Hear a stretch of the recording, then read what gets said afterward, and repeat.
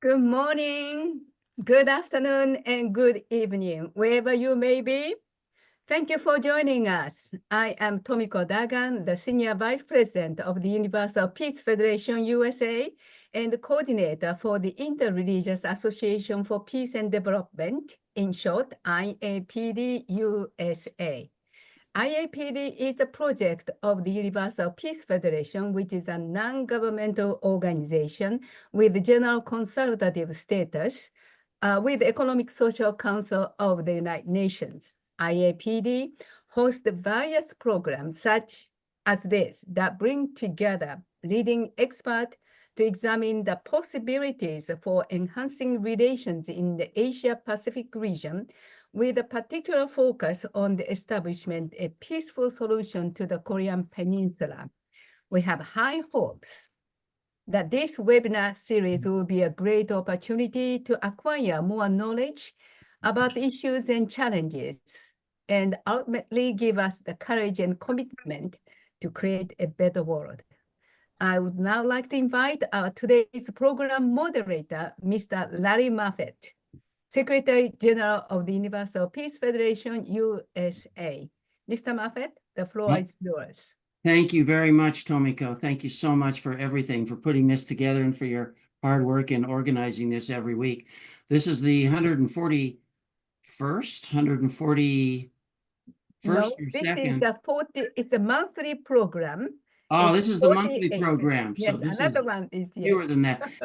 She's doing two this month. The 141st is on Thursday, her regular interfaith one, but she often deals with it's over 4 years. related to Yes. Korea. So this is very important. Today, we're going to be talking about track 2 diplomacy, which is non-official diplomacy. That's people to people, and it's values to values, and we have Mr. Michael Breen, we have Reverend Terry Alexander, and we have Dr. Michael Jenkins, who are going to be talking with us today, and I'll introduce each one as their time comes up. I'd like to start with Mr. Michael Breen. Michael has been in Korea now about 42 years, we figure. He went out in 82 and somehow stayed. And he has started his own company, Insight Communication, which is a consultancy that advises companies and organizations on their response to crises and issues, as well as on reputation management and awareness building in Korea. If there's anything going down between North and South Korea, Michael is one of the first people to hear about it, and people come to him and they ask for his response in dealing with it. As I said, he's a longtime resident of South Korea. He was the Seoul Korea correspondent for American and British newspapers for a while, and was a past president of the Seoul Foreign Correspondents Club. He's been declared an honorary citizen of Seoul. That's the Seoul equivalent of being a Kentucky colonel. And he's a columnist for Korean newspapers. His books include The Koreans, Kim Jong-il, North Korea's Dear Leader, and The New Koreans.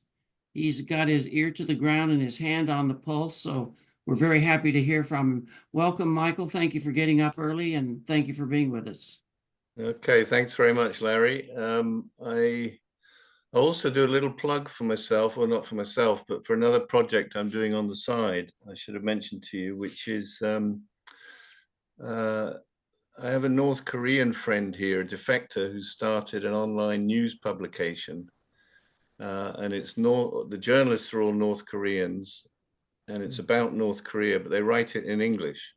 And it's called NK Insider, if you ever want to have a look at it. So I'm the editor of that. And they're all defectors? They're all defectors, yeah. Wow. So that's I'm afraid I'm going to tell you I'm rather pessimistic these days, and so I think I'm a bit influenced by these guys. But let me first try and share the screen here. Okay.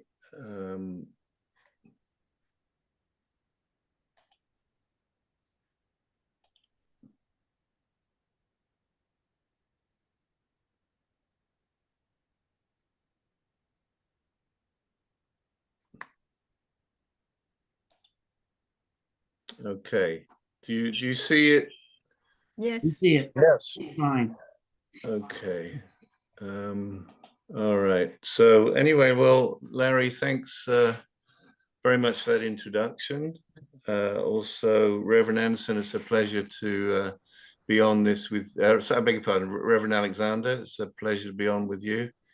And Dr. Jenkins and Tomiko and everybody. I must say I applaud the IAPD for this effort towards two-track diplomacy. I think it's very, very necessary.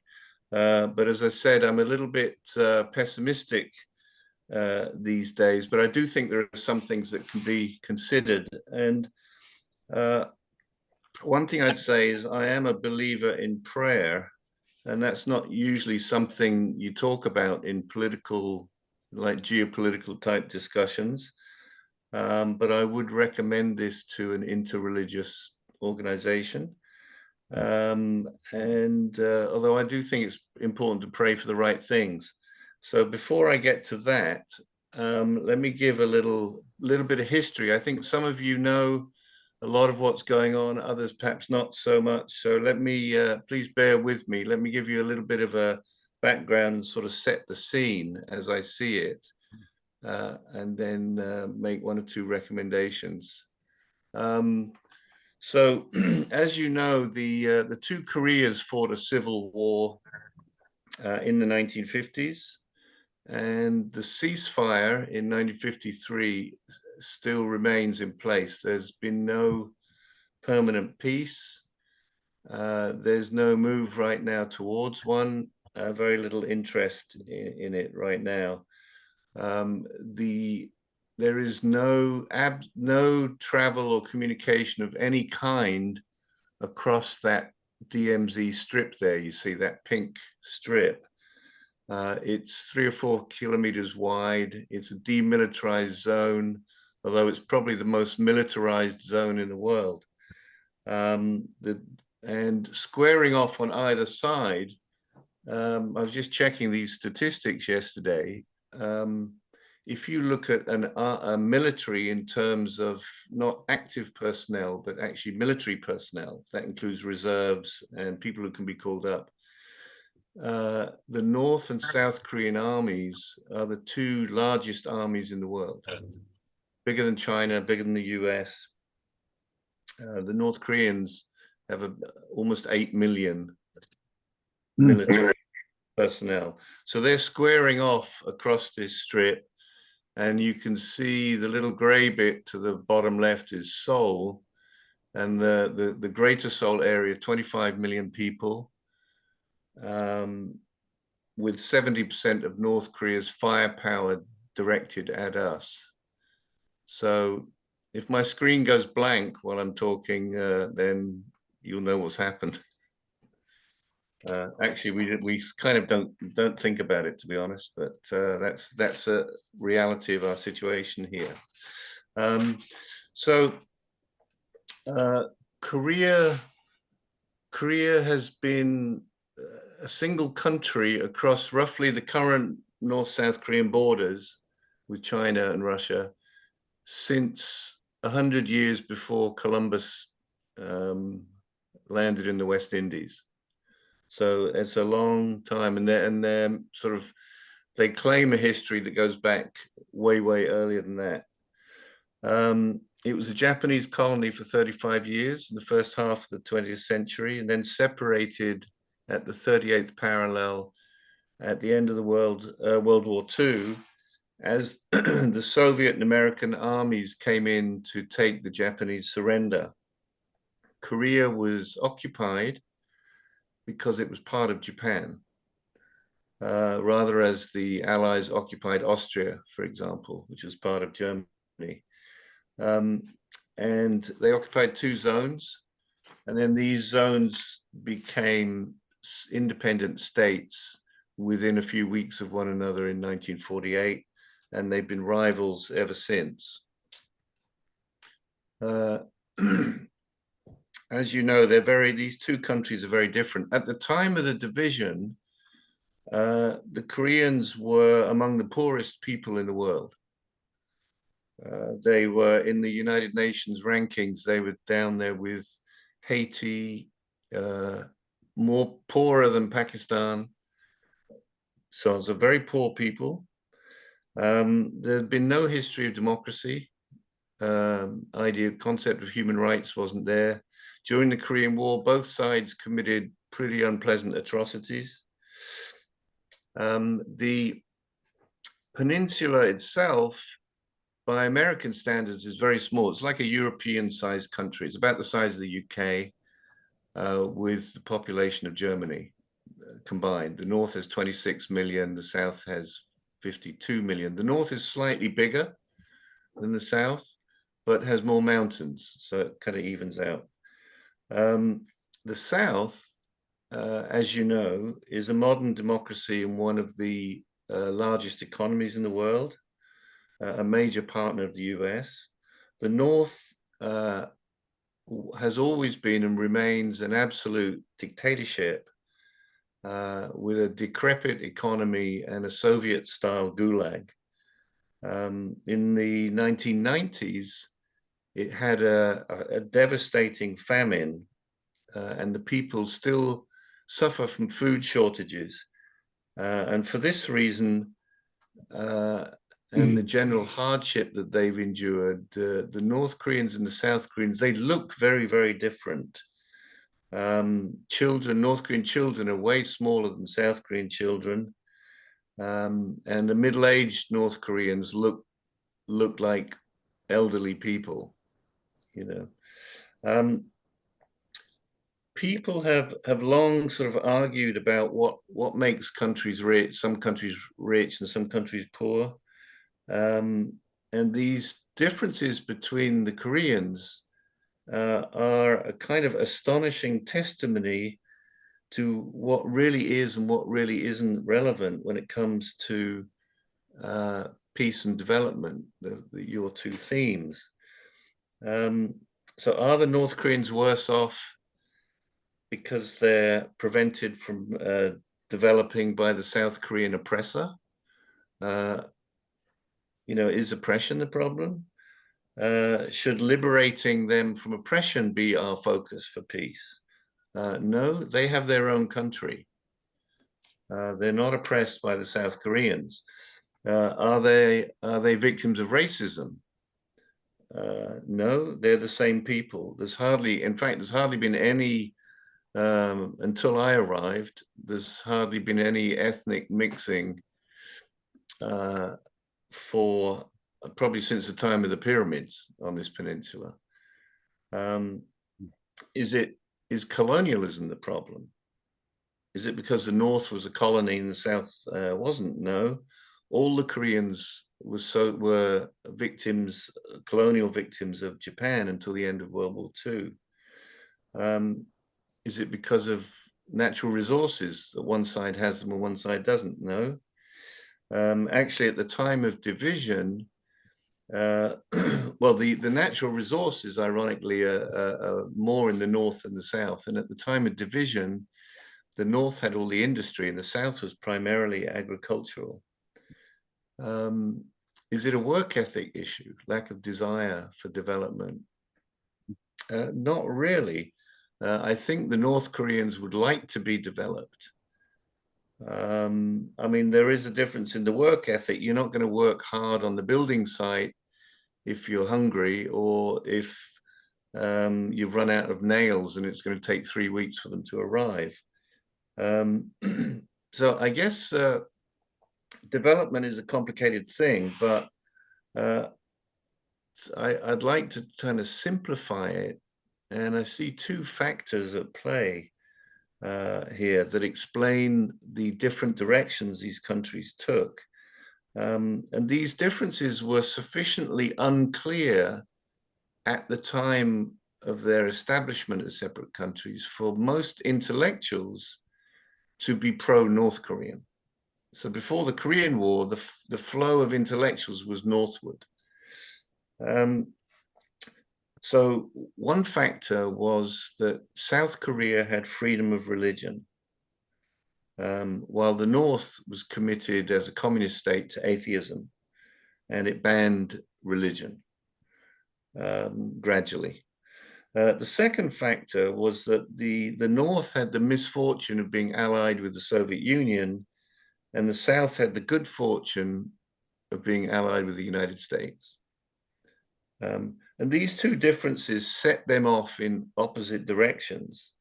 And so, for example, even though at the beginning the South Korea was a rather unpleasant dictatorship, because its people had religious freedom, they could imagine and talk with one another about something better.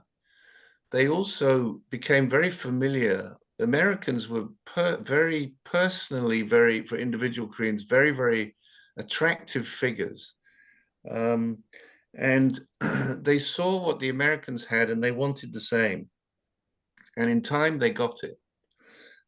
For the North Koreans, anything connected with America, particularly liberty and particularly Christianity, was crushed and still is.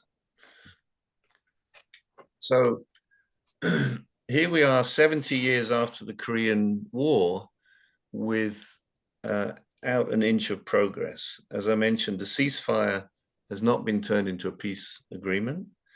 The US military is still here protecting the South in a joint forces arrangement with South Korean forces.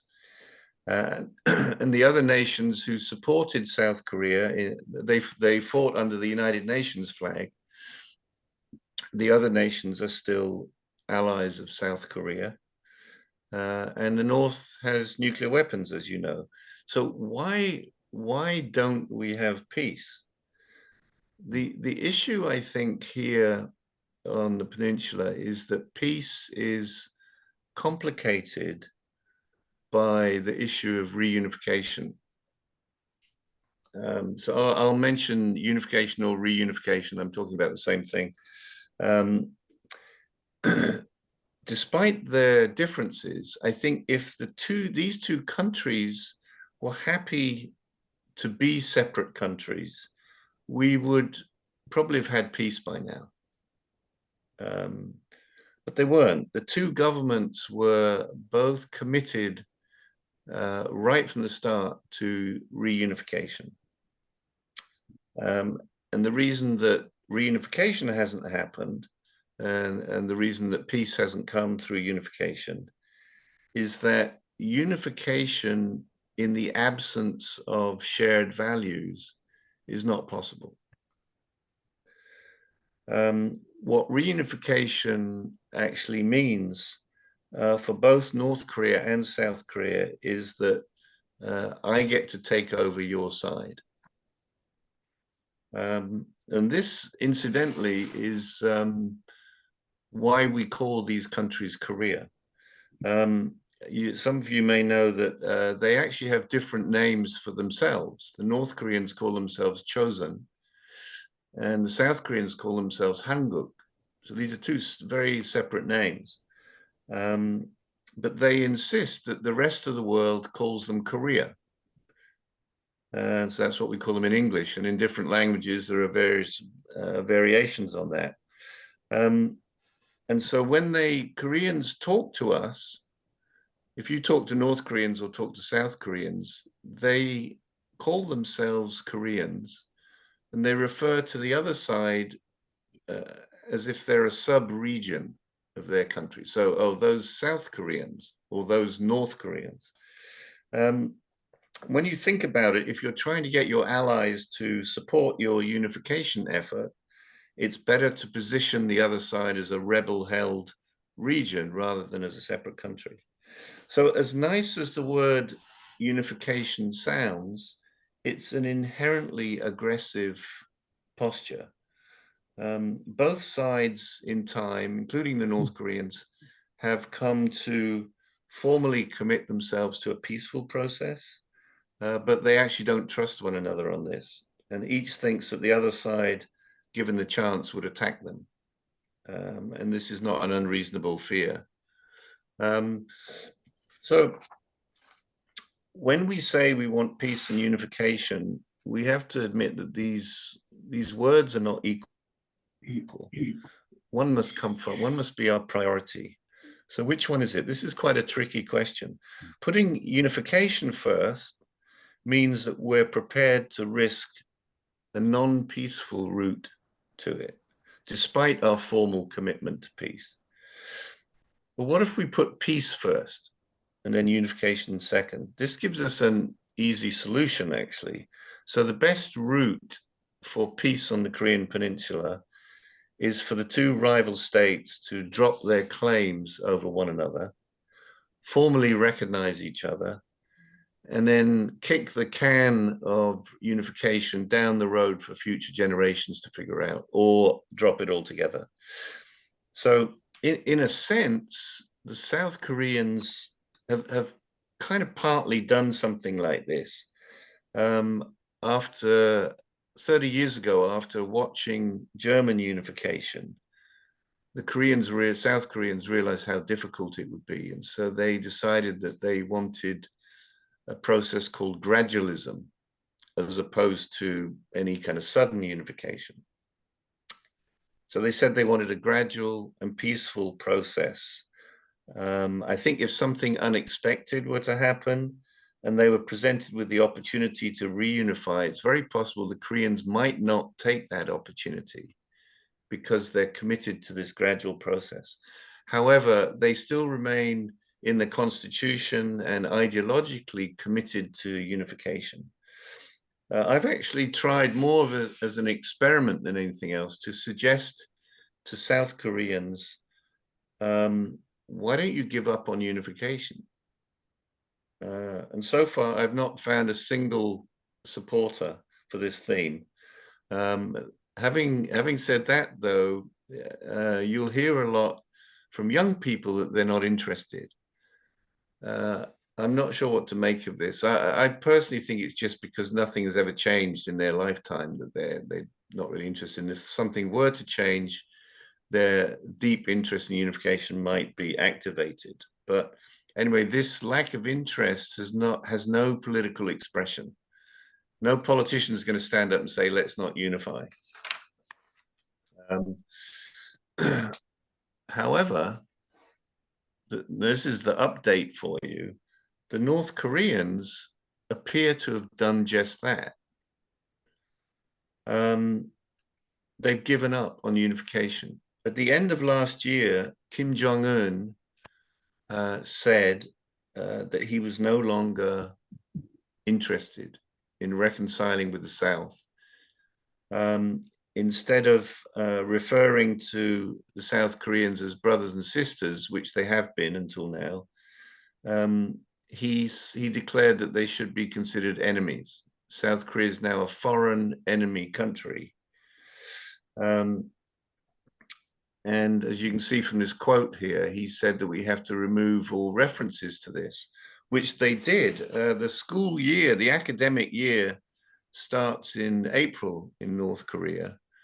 And so from January this year, they didn't have time to change all the school textbooks, but they recruited around the country all these middle and high school students to paste little sticky things over words in school textbooks like South Korea and unification and so on.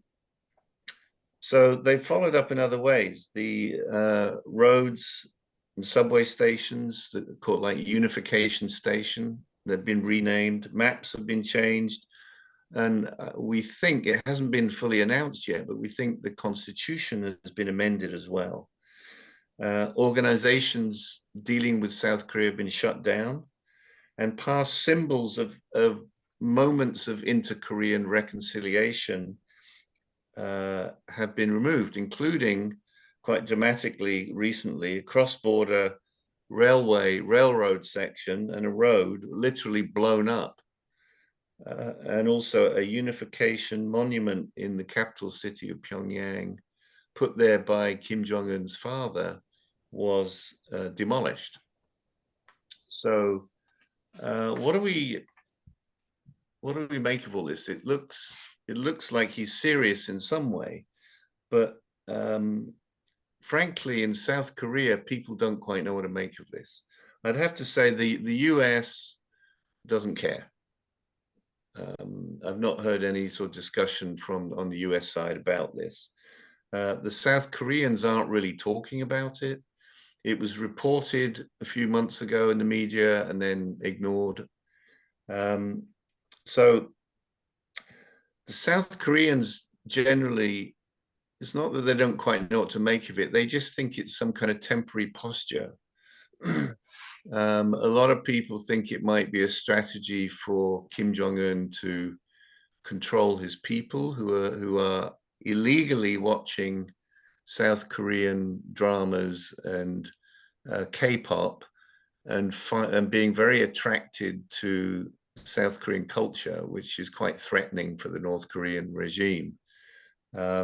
So by positioning the South Koreans as foreigners, it's one way to reduce the appeal of them to the North Koreans.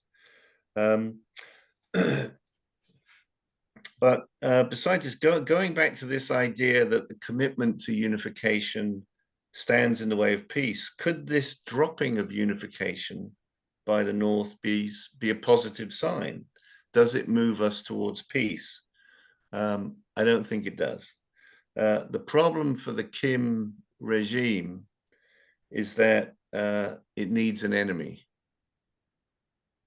And so positioning South Korea as an enemy is necessary. And so I think that's the way everybody feels about it. So if any the experts are trying to interpret this, they're seeing it from that point of view. So they're not seeing it as a move that's conducive to peace. Another reason for my pessimism is, excuse me, the uncertain global environment. We have wars in Ukraine and Israel, as you know, and in the Western world, we seem to have lost the confidence in promoting our values and the superiority of the democratic system. We seem to be a bit ashamed of it, a bit self-critical. And this is actually leading to a strengthening of authoritarian rule in some countries. So whether this is going to change under Donald Trump or not remains to be seen. Closer to home for us in South Korea is the China issue. So US-China ties are not likely to get better soon, and this impacts us. China doesn't particularly like North Korea, and in fact is not happy with the North Koreans because they're improving ties with the Russians. But they are, despite that, they're allies, and China particularly does not like the idea of having a wealthier pro-American state on its own borders. And so for the Chinese, the North Koreans to be poor and backward politically is convenient. And I would say also that given these issues rather, North Korea is not the top priority for the US at the moment. So sort of drawing this to a bit of a conclusion, in the interests of peace, what is it we should want for the North Koreans? What do we, apart from just a formal end to the war, what do we want? What do we mean when we say peace? The North Koreans need to be liberated from their horrendous leadership and be able to build a society that is democratic, based on rational laws, with human rights guaranteed, with a free market system. If North Korea has a system like this, the interests of all parties, on our side at least, are fulfilled. For the North Koreans, of course, for the South Korean neighbors, and for the US. I can think of no national interest on our side that outweighs this. So with reference to your two themes of peace and development, this a free North Korea should be the objective of peace, and it's conducive to national development. I would say it's more important than unification. If unification brings this type of society, fine. But right now, I'm not sure I would recommend a total merger with to the North Koreans with South Korea. Let me just explain that briefly. Right now, the world loves South Korea. It's a development success story, and its culture is influencing the world. I'm British. When I first came here and I went home occasionally, people would ask me if I was living in the north or the south. That's about all they knew. But now Korean food is popular all over Britain, and the pop stars and the actors and so on, the athletes. One of our leading football clubs, the captain is South Korean. So it's a very popular country around the world. But back here, there's something about this success that is empty. This country has the lowest birth rate in the world and the fourth highest suicide rate in the world. Young people are opting out of work, out of dating, out of marriage, out of children in alarming numbers. And this points to a serious issue regarding what is the purpose of life? How do I find happiness?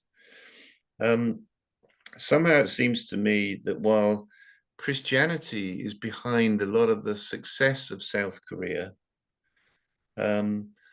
in some ways, Christianity is unchristian here, in that its values have not permeated the society in the way they should have. For example, by that I mean that I think a lot of Christians, the churches and individual Christians, focus less on God and more on other things. One thing they focus on is politics. So without realizing it, there's a tendency to almost worship politics over God.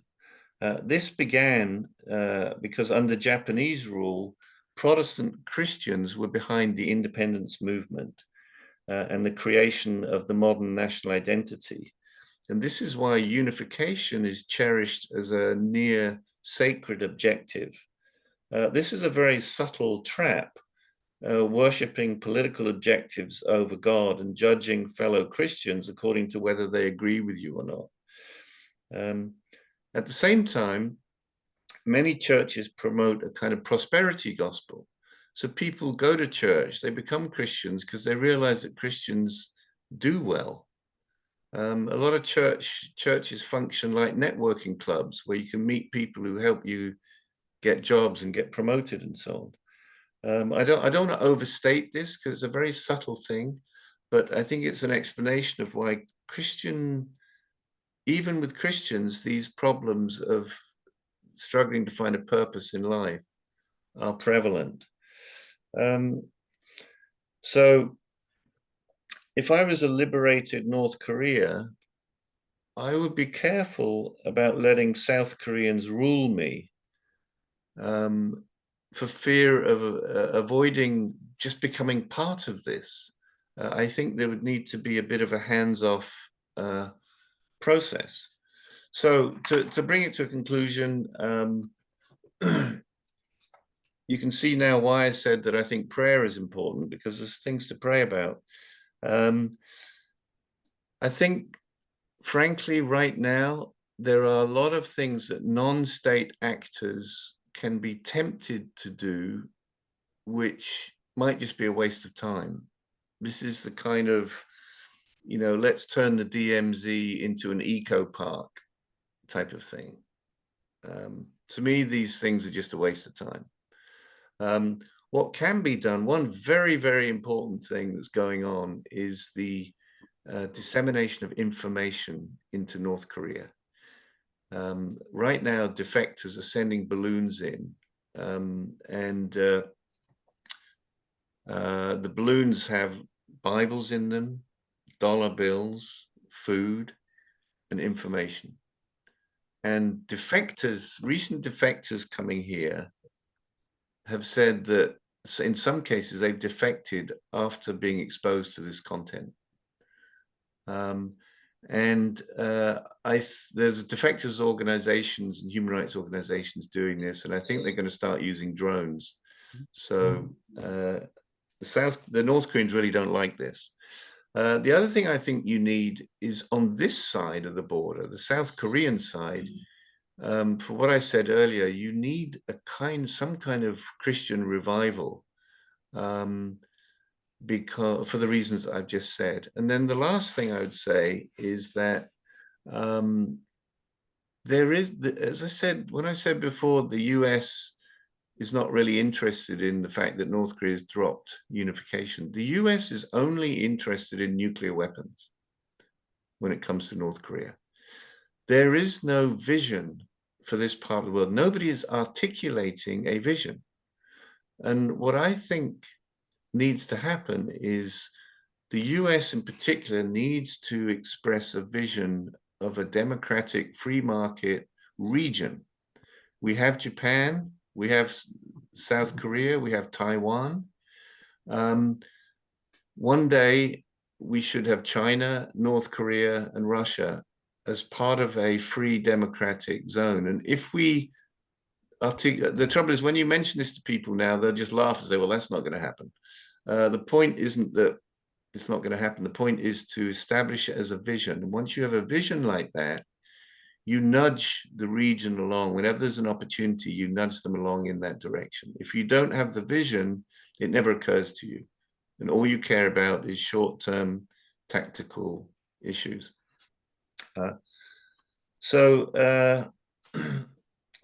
Despite what I've just said, in the long term, I'm quite sort of optimistic for peace and development. I don't think anything's going to happen soon. I may be wrong, but I do think there's quite a long way to go.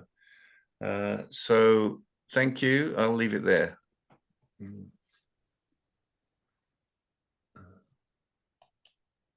Michael Breen, thank you very much. That is an amazingly comprehensive explanation of what's going on between North and South and the clash of values that makes a unification so difficult. I'll get back with, we'll have more questions. If people have questions, they can put them in chat.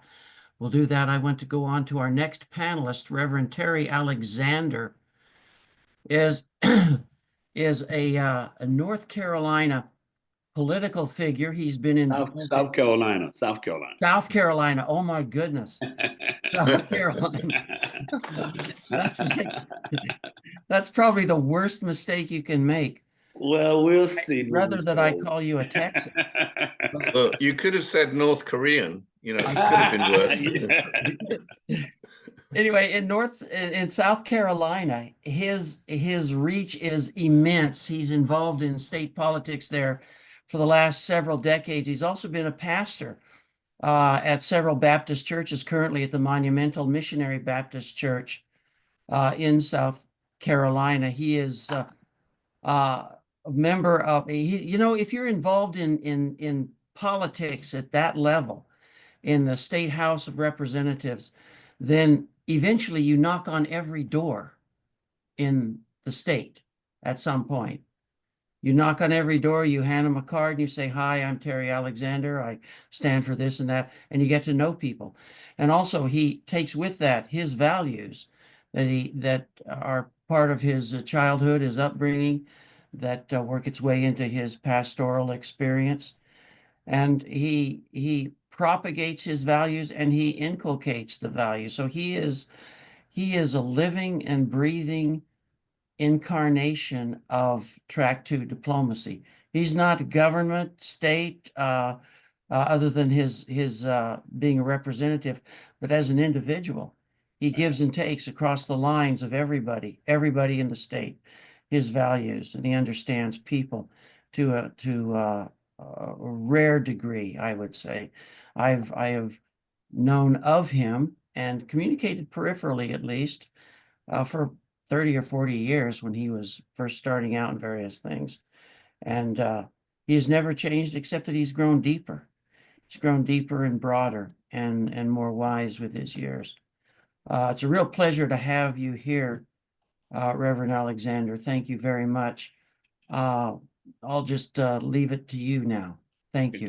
Thank you very much, Larry. And Mike, thank you for that intriguing incitement of what's going on at the peninsula and your insight and your view from there, because you are there. And we have the highest respect for your opinion in that regard. Mike, good to see you. Tomiko, thank you for inviting me here. I too, Mike, believe in the power of prayer. Not only prayer changes things, but prayer changes how we see things. And sometimes in our praying, we might want things to change, and God may have other plans for us to change our attitude and how we see life from a different perspective. In my political process, my religion dictates my politics, not my politics dictates my religion. And there is an intersection of politics and religion touching bases. There is an intersection. So we have to respect both, those intersections, because they do come together. You cannot have one without the other in my mind's eye.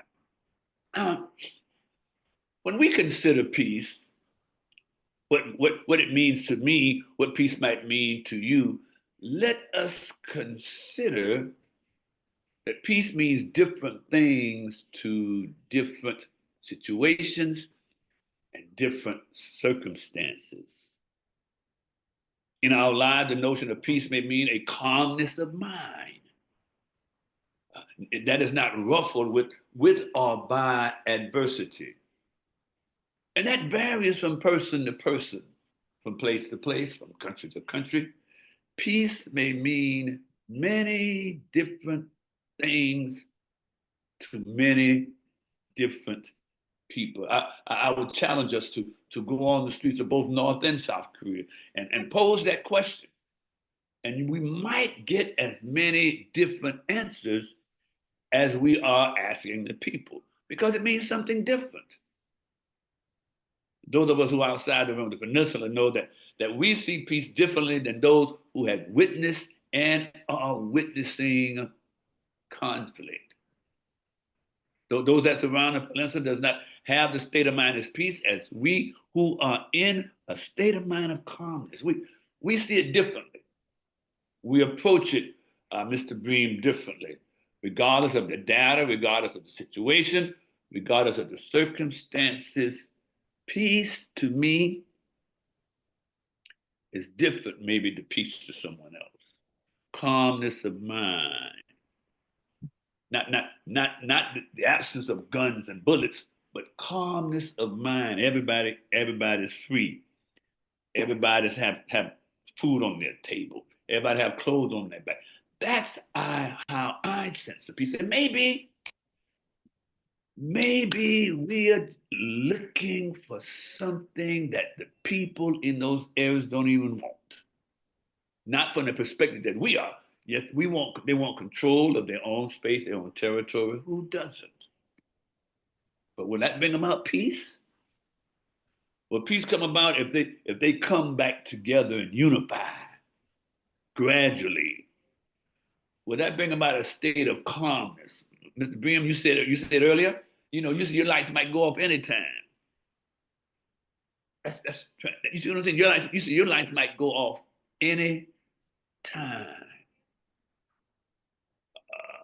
That's not a state of calmness. Not to say it's going to happen, but the idea that that possibility is there. So I'm wondering, are we trying to advance peace in the peninsula to satisfy ourselves, to make us look good, to sound good? That the IAP has come in and we've helped these folks develop peace that they may not even see as we do. Maybe that effort of prayer, a spirit of prayer, not just pray, but a spirit of prayer. That means that we walk around with prayer in our consciousness.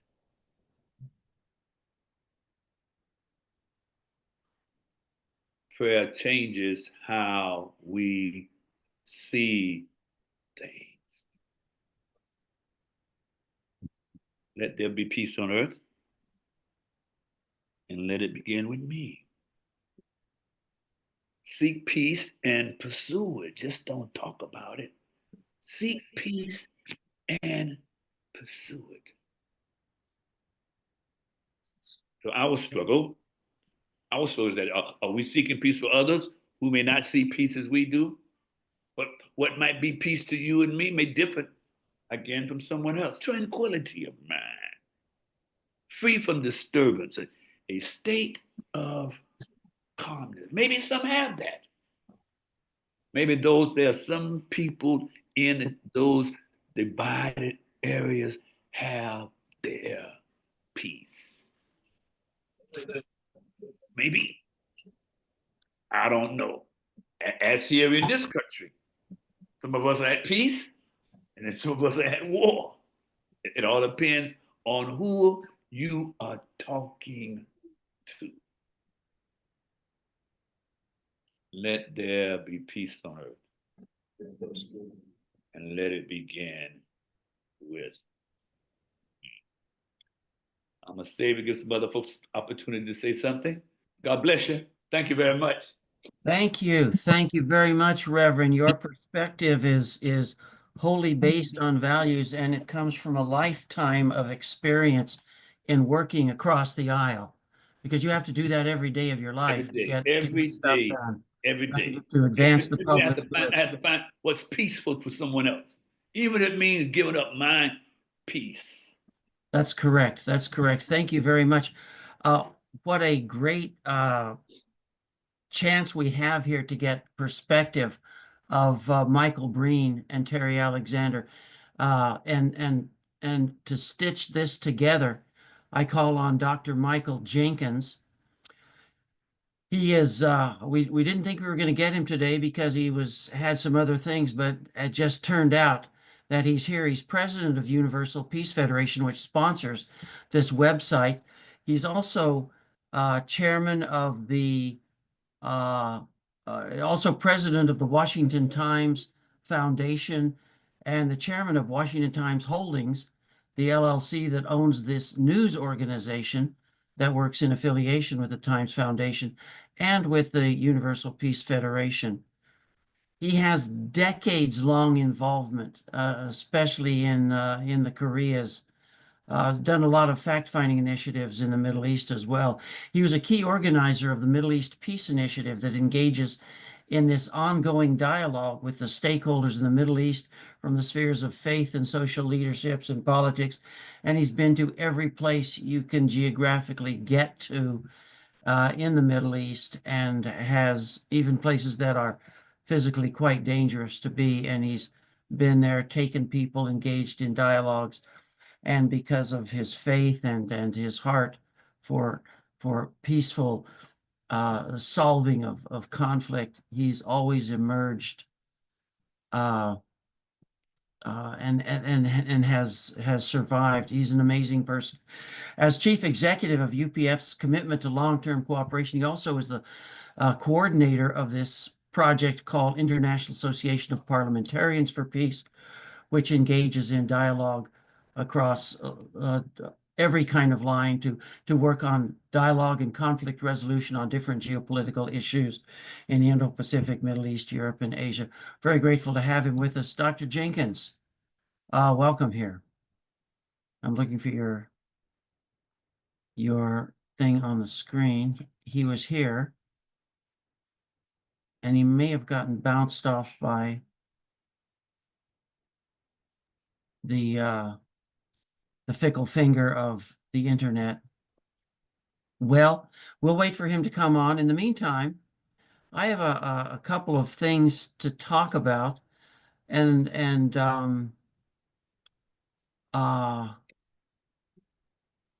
you know, it's not that the U.S.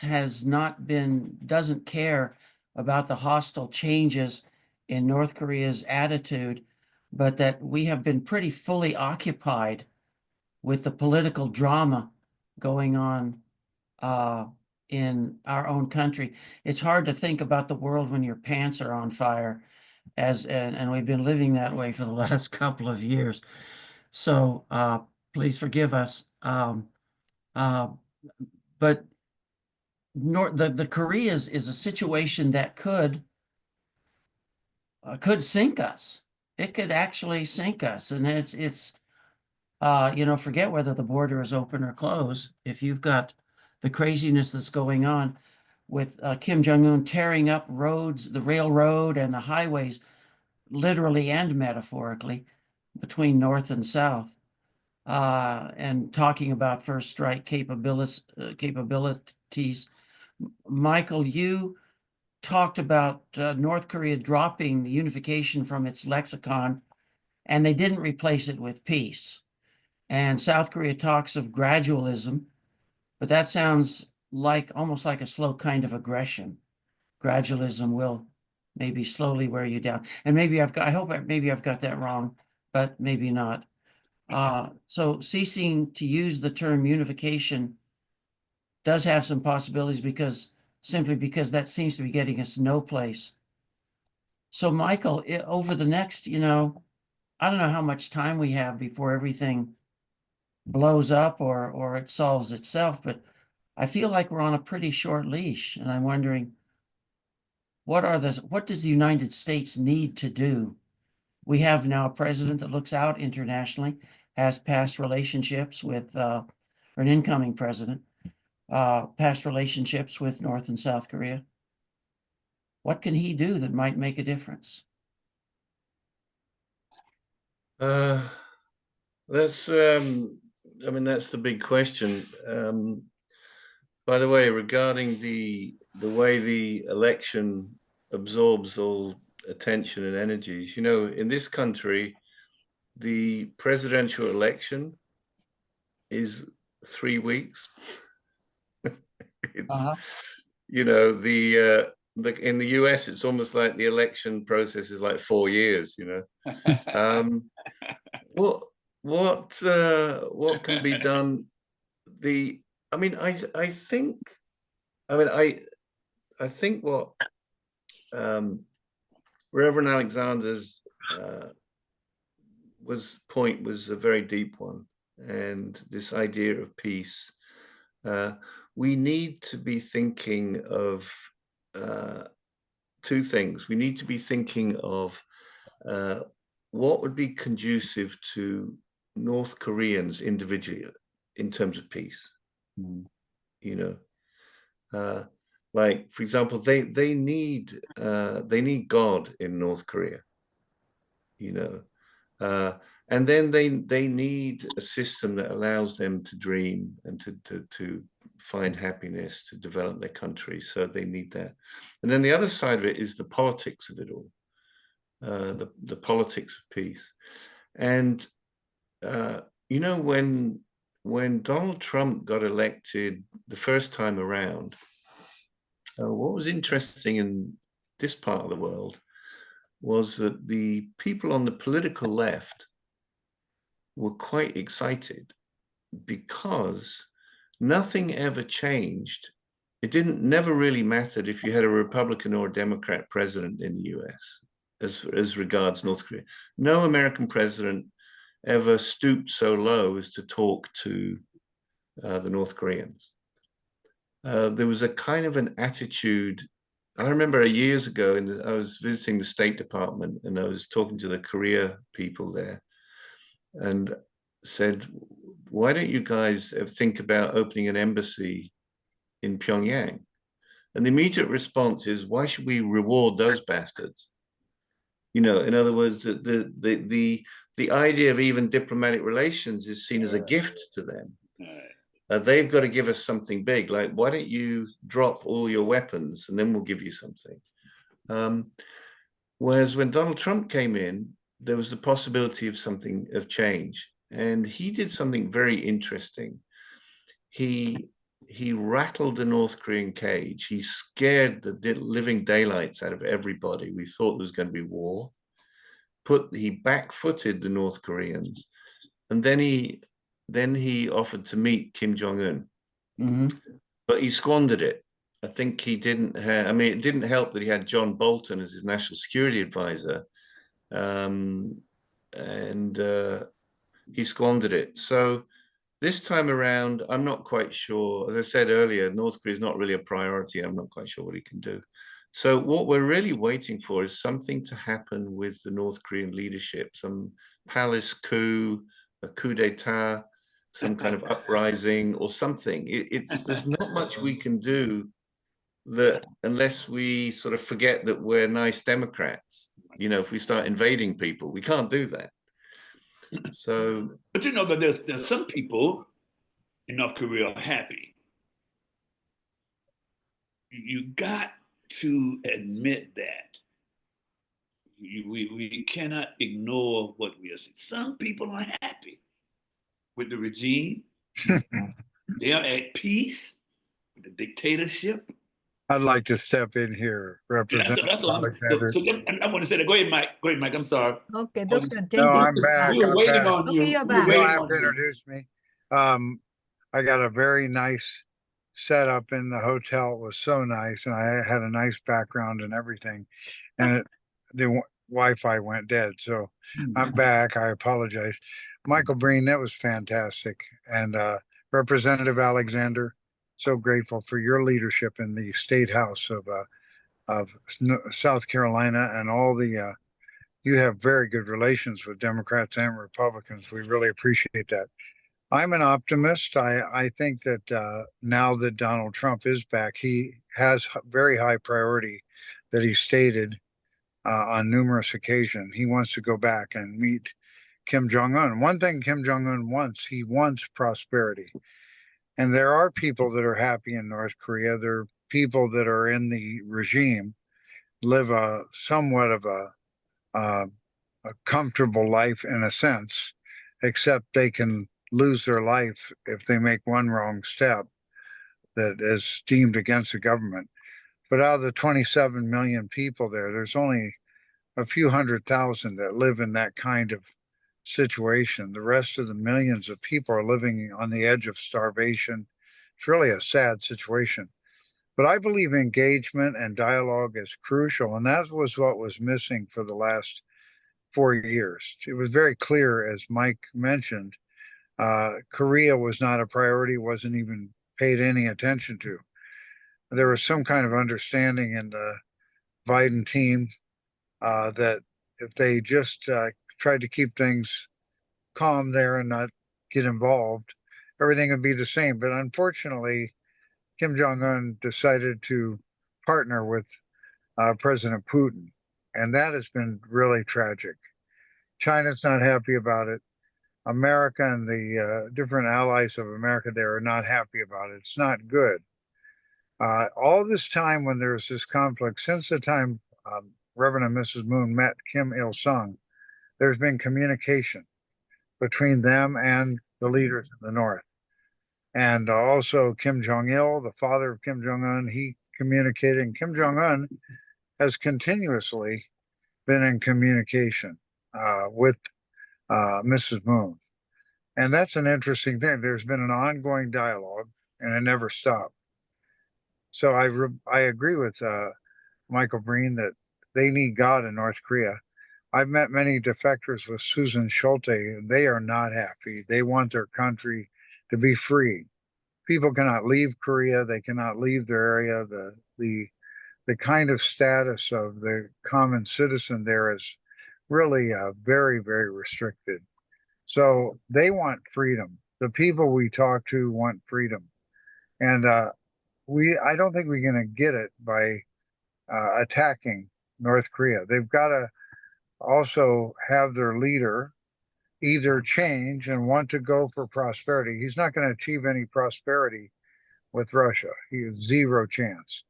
But he will achieve satellite technology. He will increase his nuclear weapon power and standing to threaten Southeast Asia and beyond. He can threaten America now with that. So that's what Russia's giving him, and it's unfortunate. So we've got to find a new step, and I think that President Trump is going to make that attempt. It was, as Mike said, John Bolton really caused a lot of trouble, especially when they were in Vietnam. Mike Pompeo conveyed some of that conversation in Vietnam, and also Andy Kim was very involved. He went to meet Kim Jong-un with Mike Pompeo. Andy Kim was our CIA director of the Korea CIA office, U.S. CIA in Korea under President Trump. And it was amazing that there was, not enough movement towards denuclearization or anything like that. Not that that might not be possible anymore, denuclearization, but I don't think we can easily give it up, that attempt to try to find a way to get out of a threatening position for North Korea. And but John Bolton definitely sabotaged that final discussion, and it got to the point where there was no way to redeem the discussion there, and President Trump walked out. It was really, really unfortunate. The two people that set up that meeting were executed as soon as the train arrived back from Vietnam to Pyongyang. The two key leaders that set up those meetings, and the dialogue setting up Singapore and Vietnam were very complex, and it was never a situation where anyone beneath Kim Jong-un could make any real commitment to anything.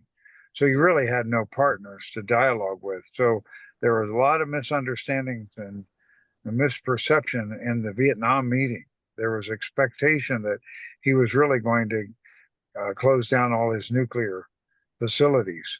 So when Donald Trump found out that that wasn't true, and John Bolton spoke up, we can never trust him, we can never do this or that, Mike Pompeo was more moderate. He said, no, we're making progress. But unfortunately, it came to a moment of tension and it just broke down. And that's unfortunate. Still, President Trump came back and stepped over the North Korean border with him at Panmunjom. And I think that can be done again. And I think we can go into dialogue again. But I think there has to be a much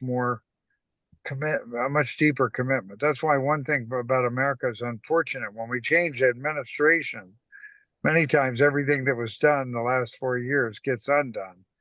But this time, that's not the case. There wasn't anything significant done in the last 4 years to move the needle towards peace. So I think there's always hope, but I think definitely the people want freedom. And the more we talk to defectors and those people, they definitely are suffering because their families are still trapped there. And we've had many programs. Every Tuesday, we do a program on Korea with the Universal Peace Federation. So I'm so happy I could join on. And thank you, Michael and Representative Alexander. Say hello to Tim Scott, who you introduced us to a little while back. Thank you. Thank you. Thank you, Dr. Jenkins. Thank you, Michael Breen and Reverend Alexander. Before I kick it back over to Mrs. Duggan, I just want to say, if budget were no problem and time and everything in an ideal world, I would send Reverend Alexander to North Korea, and your job would be just to walk around and talk to people and invite them over for barbecue. Wow. And Well, I let think, me say this now. Now, let me say this. I'm neither nor with North and South Korea. I want peace. uh-huh. I said, I'm neither nor. I want peace for the people on both sides. Great. Yeah. How that look is the complicated issue. And what that looks like is the question that we have. What does that look like? Yeah. Yeah, exactly. To those who will benefit the most. Not us, the US, but what does it look like for them? So I need a Perfect. yay or That's nay, Mike. perfect. Okay. Perfect, Thank Reverend you. Alexander. I would set you up in the DMZ. Oh, wow. Watch out for the minefields. Okay. I don't know. Thank you. Let's kick it back Thank you, over to Terry. Mrs. God bless Duggan. you. I trust God, but Thank you I so don't much. know. Tomiko. Well, thank you so much, Mike, Great. Thank you. from Korea. It's really amazing to hear your, perspective, and you are Yes. well equipped to share what's happening. And I was able Yeah. to hear one of defectors. Even they said the young boy said he didn't know in North Korea, if they had homeless people, as long as they live in Pyongyang, they are well fed. And he was very surprised when his father was said something.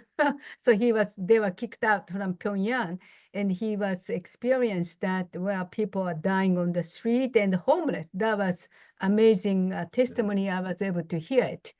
And so anyway, there are a lot to do on the south side as well. I know that North Korean defectors, they are also shared that when they were finally arrived in South Korea, and they realized that there is some lack of kindness, acceptance, when lack of acceptance, and they felt that, on our side, as we are, believing in God, Christian nations, we have a lot to do. And so we are truly have a lot of challenges, but we have a great aspiration to bring peace for people who are suffering. So thank you so much, Mike, and from South Korea. I hope to Okay. see you soon. And Honorable Alexander, thank you so much for joining us. Thank you, Dr. Jenkins, to Thank join you. us. Thank you. Thank Okay. you. Bye-bye. Thank you, all All brothers right. and sisters, Bye. ambassadors for peace. Thank you so much. Have a good afternoon. And Thank you, Dr. this was Jenkins. Thank gave you, us everybody. quite knowledge on the issues that we are providing through IAPD. Thank you. Have a good afternoon. Thank you. Have a Thank good you. day, Thank Mike. you. See you Thank you. God soon. bless you. you all. Peace. Bye. Awesome. See you. Very good. Oh, there. See you again. Thank you, Larry Moffett. God Thank bless you you. for moderating. DJ, Thank you you. can pull the plug. See you soon. Bye-bye. Bye-bye. Hi, Larry. Thank you, Larry. Thank you. Hi, Leslie. Drive safe, everybody. Thank you.